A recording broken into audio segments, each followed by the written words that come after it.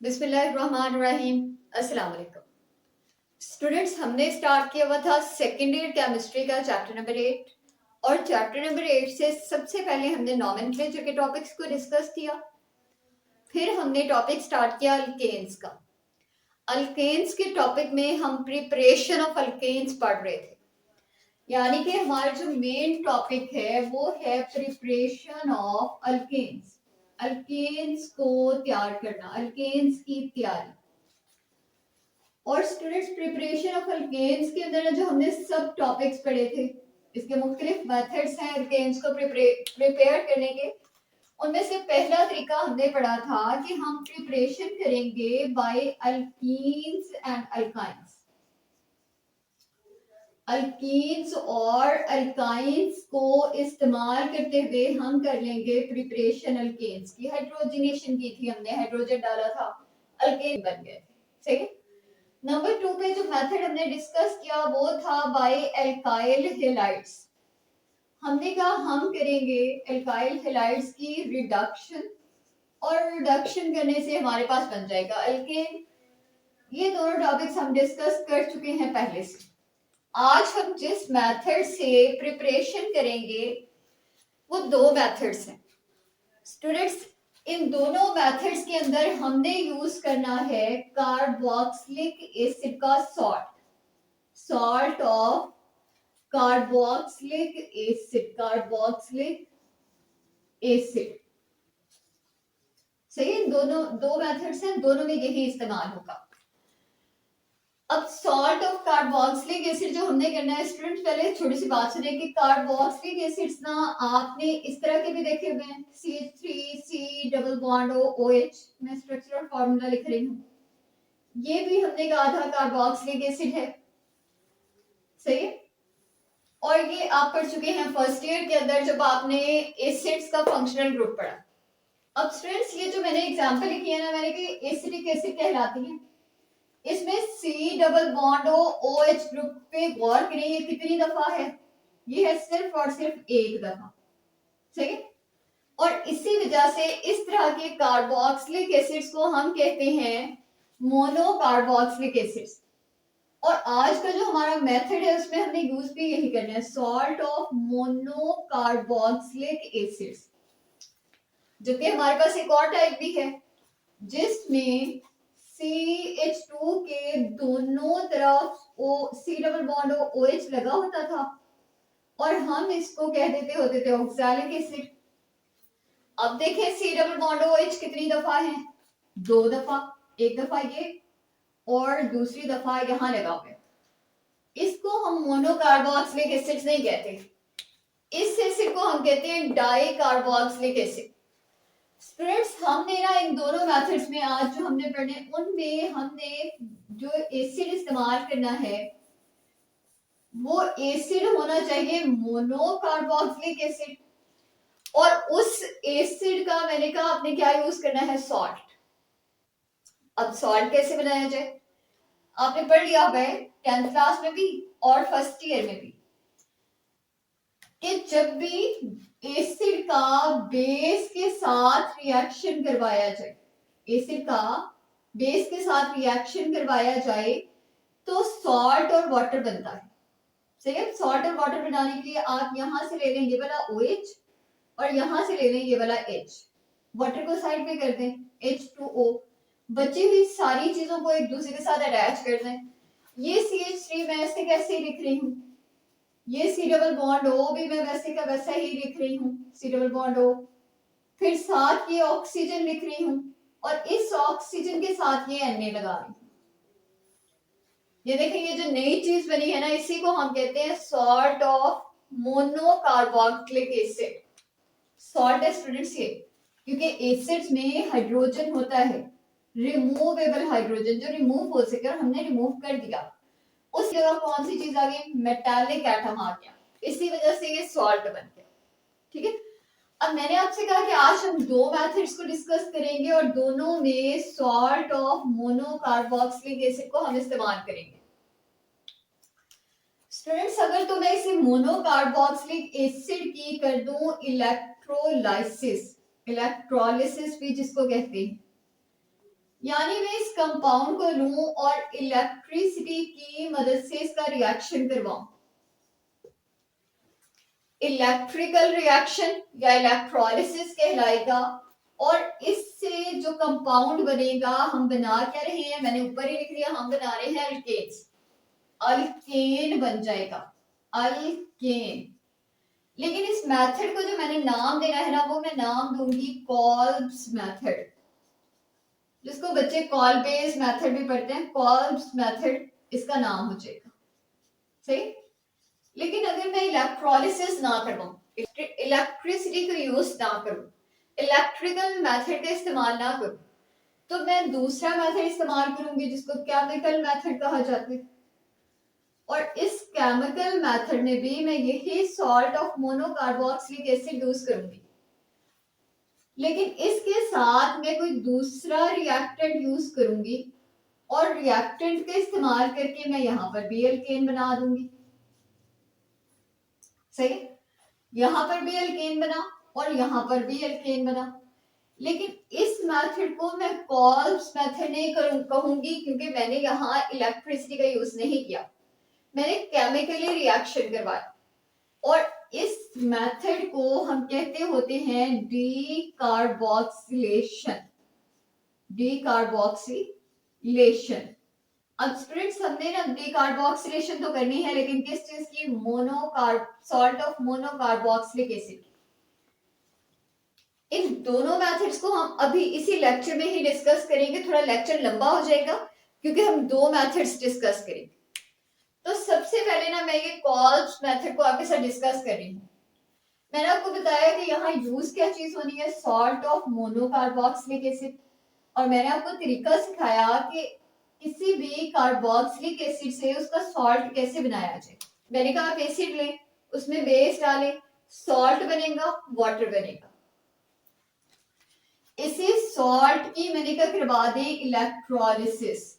और इलेक्ट्रोलिसिस के नतीजे में बनेगा अल्केन, और इस मेथड को हम कहेंगे कॉल्ब्स मेथड। अब स्टूडेंट्स ये जो इलेक्ट्रोलिसिस का वर्ड है ना, आप electrochemistry chapter number 8 from first year chemistry, उसके अंदर क्या आप पढ़ चुके हैं। और उसमें आपने ये पढ़ा था कि हम किसी भी इलेक्ट्रोलाइटिक टैंक के अंदर, ये टैंक है समझ लें, इस टैंक के अंदर इलेक्ट्रोलाइट को फिल करते हैं।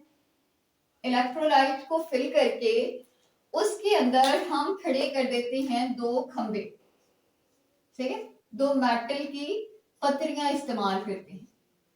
इन दोनों पत्रियों को बैटरी के दो टर्मिनल से जोड़ दिया जाता है, एक को पॉजिटिव से और दूसरे को नेगेटिव से। अब वो टर्मिनल जिसको मैं पॉजिटिव एंड से जोड़ूंगी, बैटरी के पॉजिटिव टर्मिनल से, उसको एनोड कहा जाएगा। और दूसरे एंड को नेगेटिव टर्मिनल के साथ जोड़ने की वजह से कैथोड कहा जाएगा, क्योंकि हमें पता है कि कैथोड पे नेगेटिव चार्ज होता है जबकि एनोड पे पॉजिटिव चार्ज होता है। सब मैंने पता है क्या करना है, मैंने ना ये अपना सॉल्ट ऑफ मोनोकार्बोक्सिलिक एसिड यहाँ डालना है, और यहाँ डालने के बाद इसके अंदर से मैंने इलेक्ट्रिसिटी को पास करवाना है। मैंने कहा इलेक्ट्रिसिटी का इस्तेमाल करेंगे, और इलेक्ट्रिसिटी को इस्तेमाल करके जो रिएक्शन होगा वो हम यहाँ लिखेंगे, उसको समझेंगे, अंडरस्टैंड करेंगे।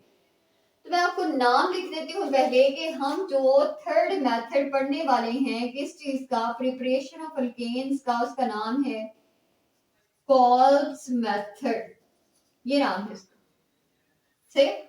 अब इस कॉल्ब्स मेथड में हमने यूज क्या करना है, तो मैंने कहा कि हम यूज करेंगे salt of monocarboxylic acid. Book ने मेंशन किया हुआ है कि आप कौन सा सॉल्ट लें। बुक कहती है कि the salt should be sodium और पोटेशियम, सोडियम और potassium salt of monocarboxylic acid, salt of monocarboxylic acid, ये एक चीज ले लें। इज इलेक्ट्रोलाइज्ड, मैंने कहा इसकी इलेक्ट्रोलिसिस करवा दें तो हम लिखेंगे इज इलेक्ट्रोलाइज्ड टू प्रोड्यूस, बनाने के लिए, क्या बनाने के लिए? हमने पढ़ लिया कि ये बनाएगा alkene. To produce alkane, alkane को बनाने के लिए किसी सॉल्ट की, जो कि कार्बोक्सिलिक एसिड का सॉल्ट हो, उसकी हमने करवानी है इलेक्ट्रोलिसिस। और इस पूरे मेथड को नाम कहते हैं कॉल्ब्स मेथड। स्टूडेंट्स, ये कॉल्ब्स जो वर्ड है ये उस केमिस्ट के नाम पे है जिसने ये पूरा प्रोसेस इंट्रोड्यूस करवाया। यानी ये किसी इंसान का नाम था और उस इंसान के नाम पे इस मेथड का नाम रख दिया गया। यहाँ पर स्टूडेंट्स एक ना इम्पोर्टेंट बात है, आपकी बुक मेंशन करती है कि इस मेथड को हम यूज करेंगे, किस काम के लिए यूज करेंगे? Use to prepare. इस मेथड को हम बनाने के लिए इस्तेमाल करते हैं। और क्या चीज? Use to prepare symmetrical alkanes. कहते हैं सिमेट्रिकल अल्केन्स बनाएंगे। सिमेट्रिकल अल्केन्स को बनाने के लिए इस्तेमाल करेंगे। और not used for the preparation of methane को इससे नहीं बनाया जा सकता। इस मेथड से मीथेन को कहते हैं नहीं बना सकते हम। सही है। अब कहते जो अल्केन हम बनाएंगे ना, उस अल्केन में अगर एक तरफ CH3 है तो दूसरी तरफ भी बॉन्ड के CH3 होगा। अगर बॉन्ड के एक तरफ C2H5 है तो बॉन्ड के दूसरी तरफ भी C2H5 होगा। यानी एक R ग्रुप, एक अल्काइल ग्रुप और दूसरा अल्काइल ग्रुप जो मिलकर अल्केन बनाएंगे उनको बिल्कुल एक जैसे होना चाहिए। और कहते हैं कि मेथड इस्तेमाल नहीं होगा मीथेन बनाने के लिए जो कि CH4 है, कार्बन ही एक है। सिमेट्रिकल अल्केन्स में तो कार्बन ऑड नहीं हो सकता, उसको इवन नंबर होना चाहिए। सही। तो इस वजह से इस तरह के अल्केन्स कहते हैं हम नहीं बना सकते। फ्रेंड्स ये देखें, अपना मैं आपको पहले रिएक्शन लिख के देती हूँ कि इसमें रिएक्शन कैसे होगा और हम जनरल रिएक्शन लिख लेते हैं। ठीक है। हमने कहा कि हमने लेना है सॉल्ट, या तो सोडियम सॉल्ट लेंगे या फिर पोटेशियम सॉल्ट लेंगे। मैं सोडियम सॉल्ट ले रही हूँ क्योंकि बुक ने लिया हुआ है। सही। तो ये मैंने लिया सोडियम सॉल्ट। और ये मैं ले किस चीज का रही हूँ? ये मैं ले रही हूँ स्टूडेंट्स, ये मैंने सोडियम लिया और ये मैंने लगा दिया साथ में कार्बोक्सिल ग्रुप और ये मैंने लगा दिया R अल्काइल ग्रुप। यहाँ पे मैंने स्पेसिफिकली R की जगह CH3 लगा दिया था, लेकिन अभी मैं स्पेसिफाई नहीं कर रही कि कितने कार्बन वाला अल्केन बनाऊंगी, इसलिए मैंने R लगा दी। ठीक है। अब इस पूरे मेथड में ना स्टूडेंट्स होता ये है कि ये जो हमारा सॉल्ट ऑफ कार्बोक्सिलिक एसिड है ये रिएक्ट करता है वाटर के साथ, और जिस मेथड को इस्तेमाल करते हुए ये रिएक्ट करता है दैट इज इलेक्ट्रोलिसिस। हम अंदर से बिजली गुजारते, इलेक्ट्रिसिटी को पास ऑन करवाते। और अब गौर से देखना है आपने कि जैसे ही ना हम पास ऑन करवाते हैं इलेक्ट्रिसिटी को, तो यहाँ से ये जो CO2 वाला हिस्सा है ये अलग हो जाता है। सही। कार्बन डाइऑक्साइड सेपरेट हो जाती है, CO2 एक प्रोडक्ट बन जाता है। दूसरी चीज ये सोडियम बची हुई है और यहाँ वाटर बचा हुआ है, और आप देखें कि वाटर ना हमें कुछ ऐसे नजर आता है HOH। सही। और तीसरी चीज जो हमारे पास बची हुई है ना वो ये R ग्रुप बचा हुआ है। अब स्टूडेंट्स हम ये बता चुके हैं कि R कार्बन एक नहीं हो सकता, कार्बन तो होने चाहिए दो या दो से ज्यादा। और बनने वाला अल्केन भी कैसा होना चाहिए? सिमेट्रिकल। यानी एक R अगर जुड़े तो उसके साथ दूसरा R जुड़ना चाहिए। तो मुझे तो R चाहिए होंगे दो, R कंपाउंड बनाना है मैंने, जो कि मेरे पास यहाँ पे R कितने हैं? सिर्फ और सिर्फ एक। तो स्टूडेंट्स मैं ना ऐसे करती हूँ कि मैं 2 मोल लेती हूँ इस कंपाउंड के, और अगर मैं इस कंपाउंड के 2 मोल लेती हूँ तो मैं साथ ही वाटर के भी 2 मोल लेती हूँ। अब देखिए ये एक R था और यहाँ पे 2 लिखने का मतलब है इसी तरह की दो चीजें मैं यूं लिख देती हूँ आपको, ये भी RC डबल बॉन्ड ONA, एक ये और दूसरा ये। अब 2 हटाती हूँ, ये देखिए एक दफा दो दफा। अब इसमें से मैंने कहा ये वाला R और ये ऊपर वाला R ये दोनों अलग हो जाएंगे और ये दोनों अलग होकर एक दूसरे के साथ जुड़ जाएंगे। ये R इस R के साथ जुड़ जाएगा। इस कंपाउंड में से CO2 गैस निकली और इस कंपाउंड में भी देख लें CO2 है मौजूद, ये CO2 भी यहां से निकल जाएगी। और एक CO2 यानी एक कार्बन डाइऑक्साइड, दूसरा CO2 यानी दूसरा कार्बन डाइऑक्साइड, या तो मैं ऐसे ही CO2 और CO2 लिख लूं जो कि मेरी ज्यादा जगह को खर्च करेगा, इस्तेमाल करेगा। तो मैं क्या करती हूँ, इसी CO2 के साथ मैं लिख देती हूँ 2। मेरे पास कितनी दफा CO2 गैस निकली, 2 दफा। सही। अब देखिए अभी तक बचा क्या हुआ है, एक ये Na बचा पड़ा है, एक ये Na बचा पड़ा है। और मैंने कहा वाटर मॉलिक्यूल्स में कितने हैं, 2, यानी एक ये HOH और दूसरा ये वाला HOH, इसी को मैंने यहाँ लिखा। सही। अब यहाँ पे एक Na और यहाँ पे दूसरा Na पे आपको पता है कि पॉजिटिव चार्ज होता है, और यहाँ पे 2 OH और OH जिन पे आपको पता है कि नेगेटिव चार्ज होता है। तो ये दोनों Na और ये दोनों OH मिल जाते हैं और ये मिलकर बनाते हैं NaOH। Na कितनी दफा स्टूडेंट्स, 2 दफा। OH कितनी दफा, 2 दफा। तो ये दोनों चीजें कितनी कितनी दफा, 2 दफा। फिर क्या बच गया, फिर बच गया एक ये H और दूसरा ये H। अब ये दोनों हाइड्रोजन या तो मैं ऐसे लिख दूं 2H, जो कि आपने देखा है कि इस तरह हम कम ही लिखते हैं, हम हाइड्रोजन को ऐसे नहीं लिखते। तो मैं यूं कहती हूं कि हाइड्रोजन के कितने एटम हैं, 2, जो कि मैं इस शक्ल में लिख देती हूँ। अब ये वो हमारा पूरा रिएक्शन है जो कॉल्ब्स मेथड में होता है। स्टूडेंट्स ये सारी चीजें जो मैंने नीचे लिखी हुई है, ये मैंने आपको दिखाने के लिए लिखी थी, तो इसलिए मैं इसको रेस कर रही हूँ। देखिए मैंने नीचे वाटर 2 दफा लिख के दिखाया था आपको, क्योंकि यहाँ 2 वाटर मॉलिक्यूल्स थे। ये मैंने आपको RC⋅ONA दूसरी दफा लिखकर दिखाया था ताकि आपको समझ आ जाए। अब मैं इसी के साथ 2 लिख लेती हूँ, क्योंकि मैंने 2 दफा लिया हुआ था, तो ये 2 से। तो ये हमारा वो रिएक्शन है जो कॉल्ब्स मेथड में होता है। अब स्टूडेंट्स देखें इस रिएक्शन के अंदर हुआ क्या, हमने इलेक्ट्रोलिसिस क्यों लिखा और मैंने ये वाला टैंक क्यों ड्रॉ किया। इस बात को अंडरस्टैंड करने के लिए मैं आपको लिख के देती हूँ मैकेनिज्म। ये है मैकेनिज्म इस पूरे रिएक्शन का। देखिए हमने कहा कि होनी चाहिए इलेक्ट्रोलिसिस, ठीक है, इलेक्ट्रोलिसिस तो होगी। स्टूडेंट्स अब देखें, हमें उसने कहा है कि या तो आप सोडियम सॉल्ट लो या फिर पोटेशियम सॉल्ट। मैंने कहा मैं ना यहाँ पे R का यूज करी हूँ, क्योंकि मैं स्पेसिफिकली अभी नहीं बता रही कि R किस चीज को कह रही हूँ, क्या मिथाइल को, क्या इथाइल को, क्या प्रोपाइल को। अल्काइल ग्रुप आपको पता है कि अल्काइल इसी तरह से होते हैं। तो अब मैं ना आपको इसको यहाँ पे R की जगह कोई ग्रुप लगा के दिखाती हूँ, और यहाँ सोडियम की जगह हम पोटेशियम भी यूज कर लेते हैं, ताकि आपकी कंफ्यूजन ही खत्म हो जाए। सही, आपके कॉन्सेप्ट से बिल्कुल क्रिस्टल क्लियर हो जाए। तो देखिए ये मैं R की जगह यूज करी हूँ CH3, क्योंकि मुझे पता है कि अल्काइल ग्रुप है। CH3 मीथाइल ग्रुप है, मैंने मीथाइल लिया। बाकी सारी चीजें वैसे की वैसे आ जाएंगी, ये C⋅O आ जाएगा, ये साथ में ये वाला ऑक्सीजन आ जाएगा। मैंने कहा सोडियम की जगह क्या यूज कर रहे हैं, पोटेशियम यूज कर रहे हैं।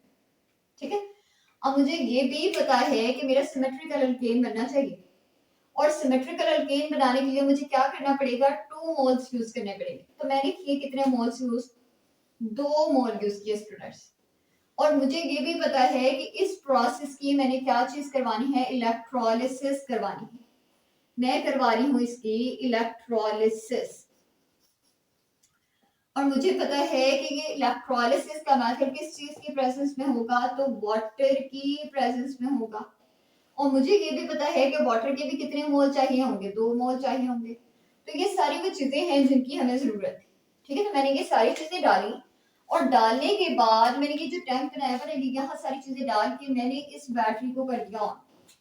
बैटरी के अंदर से निकलेगा स्टूडेंट्स करंट, और जो करंट है ना, मैं आपको बता दूं कि अगर मैं सीधा सीधा सा सॉल्ट लूं NaCl, जैसे मैं यहाँ से करंट पास ऑन करवाऊंगी ना, ये सॉल्ट अपने आयंस में टूट जाएगा, आयनाइज हो जाएगा।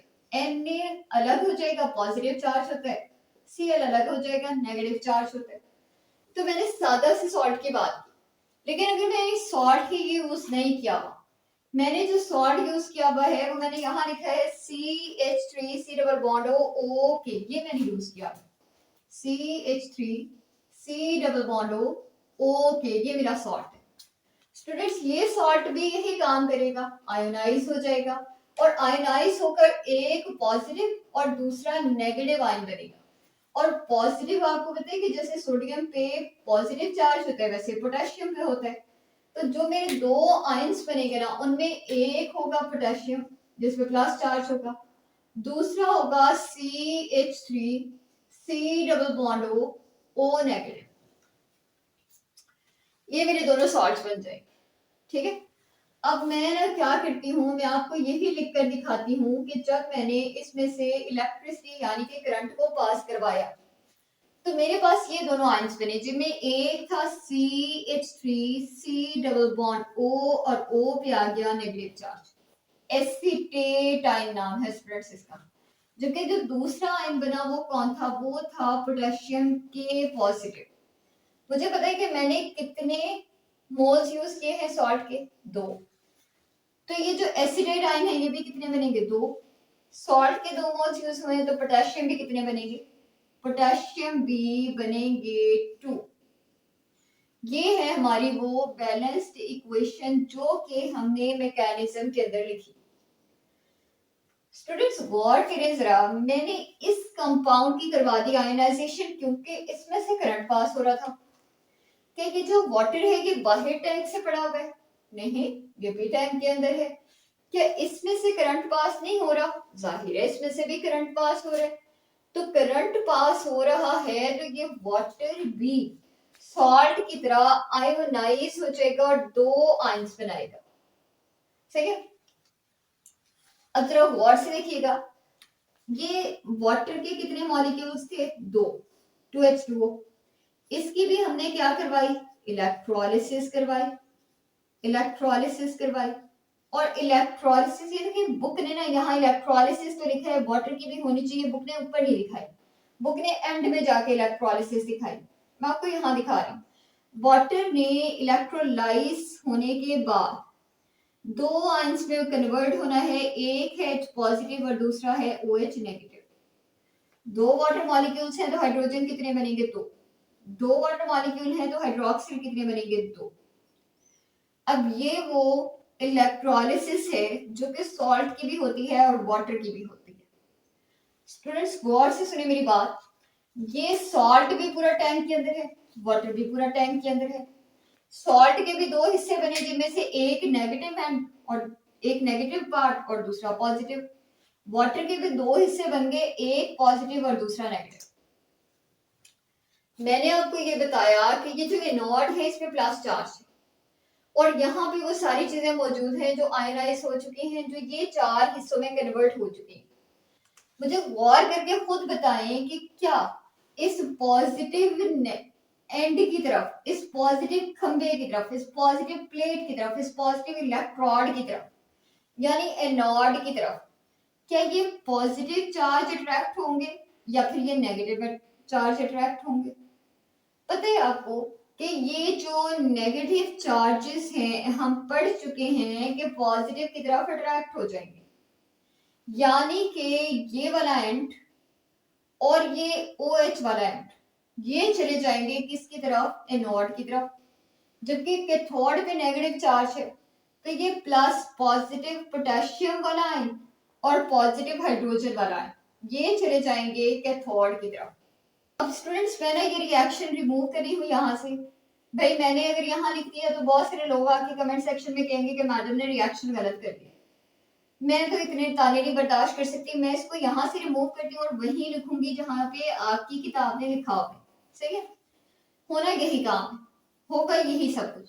यहाँ आपको इसलिए दिखाया था आपके कॉन्सेप्ट क्लियर हो जाए कि आयनाइजेशन वाटर की भी होनी है और इस सॉल्ट की भी होनी है, दोनों की होनी है, तो होगी कैसे, ठीक है। अब हम ये देखते हैं कि एक तरफ बना हुआ है एनोड, दूसरी तरफ बना हुआ है कैथोड।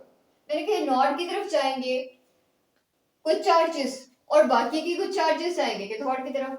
कैथोड और एनोड पे जाके आखिर ये करेंगे क्या, ये हमने देखना, सही। तो मैं सबसे पहले लिखती हूँ एनोड पे क्या होगा, एनोड पे क्या होगा वो लिख रही हूँ, एट एनोड, एनोड पे रिएक्शन किस तरह होगा। मैंने आपसे ये कहा कि एनोड पे कौन सा चार्ज है, पॉजिटिव, सही है। और मैंने आपसे ये कहा कि यहाँ से नेगेटिव चार्ज किसकी तरफ जाएगा, एनोड की तरफ। और नेगेटिव चार्ज आपको पता ही है कि ये लिखा हुआ है O पे नेगेटिव चार्ज है, तो मैं लिखती हूँ यहाँ पर CH3 C double bond O, C double bond O और O पे चार्ज कौन सा है, नेगेटिव, ठीक है। कि किसी भी कंपाउंड पर नेगेटिव या पॉजिटिव चार्ज कब आता है, तो आप कहेंगे कि नेगेटिव चार्ज तब आता है जब ये किसी दूसरे से इलेक्ट्रॉन्स ले ले, सही, किसी दूसरे के हक का इलेक्ट्रॉन खुद खा जाए। और जब ये किसी दूसरे का हक खाएगा तो क्या वो इसको हजम हो जाएगा, डाइजेस्ट हो जाएगा? आप कहेंगे बिल्कुल नहीं। तो ये जो कंपाउंड है ना, इसके कैसे कैसे ये इलेक्ट्रॉन खा गए, ये देखिए CH3 C double bond O और K। मैं इसको भी अलग करके दिखाती हूँ। ये ऐसे था कंपाउंड, सही, ये जब तक यहाँ लिखा हुआ था, ये लिखा हुआ था। अब जब ये वाला बॉन्ड टूटा ना, बॉन्ड का मतलब है दो इलेक्ट्रॉन्स, एक ये और एक ये। देख के तो ऐसे लग रहा है कि एक इलेक्ट्रॉन है ऑक्सीजन का, दूसरा इलेक्ट्रॉन है पोटेशियम का, लेकिन ये जो चीज है ना, ये बड़ी कोई, ये जो हिस्सा है ना, ये बड़ा ताकतवर है पोटेशियम के मुकाबले में। इसका इलेक्ट्रॉन भी छीन लेता है, इसका हक खा जाता है। और जब ये इसका हक खाता है तो इसका अपना एक इलेक्ट्रॉन था, एक दूसरा किसी से मांगा, किसी का छीना, और इसके पास कितने इलेक्ट्रॉन आ गए? दो, जिसका मतलब है नेगेटिव चार्ज। आप यूं समझे कि एक इलेक्ट्रॉन ये और एक ये, और इन दोनों को मिला दिया तो नेगेटिव चार्ज। अब इसके हिस्से का वो इलेक्ट्रॉन जो इसको मिलना चाहिए था, इससे छिन गया, और छिनने की वजह से इस पे क्या चार्ज आ गया? प्लस चार्ज आ गया। तो यानी कि आप यूं समझे कि ये जो एसिटेट आयन है, इस एसिटेट आयन ने एक इलेक्ट्रॉन किसी दूसरे का हजम कर लिया, खा लिया, डिकार लिया, सही है। अब वो जो इलेक्ट्रॉन है, मैंने कहा डाइजेस्ट नहीं होगा, डाइजेस्ट नहीं होगा, पेट में दर्द रहेगा, तो क्या करेंगे? उसको वापस बाहर निकालेंगे। और वापस बाहर निकालने के लिए क्या होता है? इलेक्ट्रोलिसिस के प्रोसेस में ये पूरा जो एसिटेट आयन है, ये एक इलेक्ट्रॉन वापस दे देता है, और इसके ऑक्सीजन पे पहले कितने इलेक्ट्रॉन थे? दो। जब दो इलेक्ट्रॉन्स में से आधा हिस्सा निकाल दिया तो कितने इलेक्ट्रॉन्स बचे? एक। और ये एक इलेक्ट्रॉन मैंने डॉट शो किया, और डॉट को फ्री रेडिकल कहा जाता है। तो यानी कि ये जो पॉल्स मेथड है, इसको हम, इस मैकेनिज्म को हम फ्री रेडिकल मैकेनिज्म भी कह सकते हैं। तो स्टूडेंट्स गौर करें कि हमने जब रिएक्शन लिखा तो ये एसिडेट आयन कितने बने थे? दो। दोनों एसिडेट आयंस के पास एक एक इलेक्ट्रॉन एक्स्ट्रा था। दोनों एसिडेट आयन ने एक एक इलेक्ट्रॉन निकाला। एक इलेक्ट्रॉन एक एसिडेट ने, दूसरा इलेक्ट्रॉन दूसरे एसिडेट ने, तो टोटल कितने इलेक्ट्रॉन निकल गए? दो इलेक्ट्रॉन निकल गए, सही। अब ये जो हमारा एसिडेट आयन है ना, ये फ्री रेडिकल बना हुआ है, जो कि एसिडेट आयन था फ्री रेडिकल बन गया। स्टूडेंट्स फ्री रेडिकल स्टेबल नहीं होते, क्या करेगा? स्टेबल होने की कोशिश करेगा, और इस स्टेबल होने के चक्कर में किसी और का इलेक्ट्रॉन छीन कर लाएगा। इसी फ्री रेडिकल को इस्तेमाल करेंगे। फ्री रेडिकल जो बन चुका है वो कुछ ऐसा है, और ये कितने थे? ये दो थे, तो मैंने दो दफा लिख लिया। मैं आपको बताया, मैंने कहा ये इलेक्ट्रॉन और यहां से दो इलेक्ट्रॉन्स में से एक इलेक्ट्रॉन ये सेंटर में आ जाए, और ये CH3, अब इसके पास कितने इलेक्ट्रॉन बच गए? एक इलेक्ट्रॉन बच गया। तो क्या बन जाएगा? CH3 जिसके पास एक इलेक्ट्रॉन बचा हुआ है, जो कि फ्री रेडिकल बन चुका है। CH3 कितनी दफा है स्टूडेंट्स? दो दफा, तो मैंने 2 लगा दिया। बाकी की जो चीजें बची हुई है उसमें देखेंगे इलेक्ट्रॉन और ये इलेक्ट्रॉन मिलकर सेंटर में एक और बॉन्ड बनाएंगे। एक तो ये C डबल बॉन्ड वो पहले से बना है, ये वाला, ठीक है।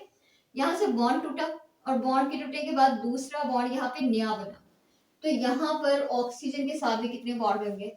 दो बॉन्ड बन गए। ये चीज कितनी दफा है? दो दफा। और अगर ये दो दफा है तो ये C डबल बॉन्ड O भी कितनी दफा बनेगा? दो दफा।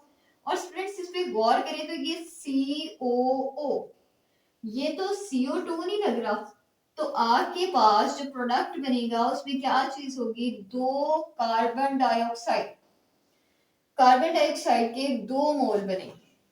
मैंने कहा कि फ्री रेडिकल्स स्टेबल नहीं है, ये भी अनस्टेबल है, और ये भी स्टेबिलिटी की तरफ जाना चाहते हैं, और ये स्टेबल होने के लिए क्या करे, इसके पास तो कोई चीज नहीं ऐसी बची जिसको तोड़ फोड़ करे। ये फिर समझदारी का मुजाहिरा करता है। दो CH3 हैं, दोनों CH3 फ्री रेडिकल्स हैं, एक ये CH3 फ्री रेडिकल और दूसरा ये CH3 फ्री रेडिकल। दोनों एक दूसरे के साथ अपने इलेक्ट्रॉन्स को शेयर करके CH3 बना देते हैं। CH3 को कहा जाता है इथेन। तो हमारे पास क्या चीज बन गई, इथेन बन गया, जो कि अल्केन है। और मैंने कहा था कि बनने वाले अल्केन को सिमेट्रिकल होना चाहिए। तो स्टूडेंट्स ये R ये वाला हिस्सा हमारा बन गया।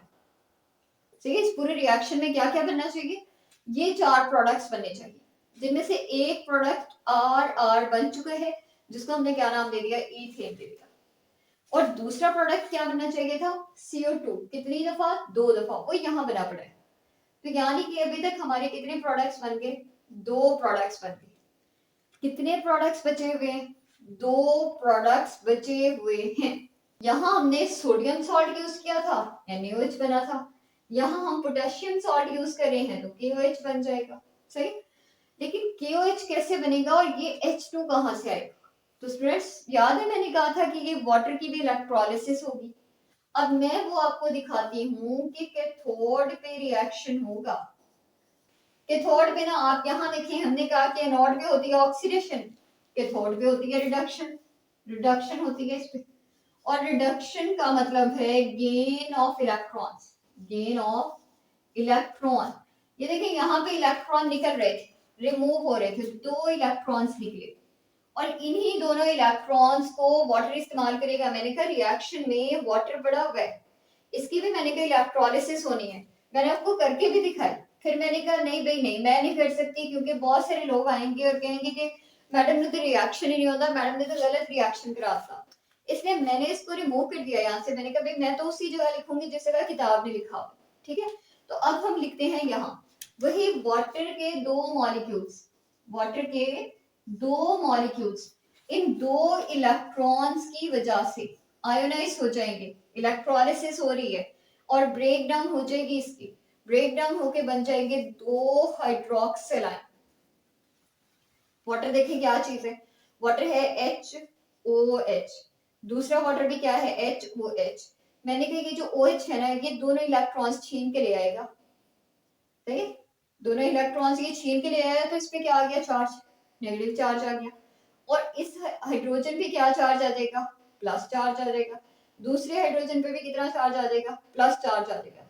एक पे +1 चार्ज का मतलब है एक इलेक्ट्रॉन चाहिए इसको स्टेबल होने के लिए, दूसरे पे +1 का मतलब है कि इसको भी एक इलेक्ट्रॉन चाहिए स्टेबल होने के लिए। कितने इलेक्ट्रॉन्स पड़े हुए हैं, 2 इलेक्ट्रॉन्स। 2 हाइड्रोजन को 2 इलेक्ट्रॉन्स चाहिए, ये दोनों इलेक्ट्रॉन्स लेंगे और लेके ये क्या बना देंगे, H2 बना देंगे।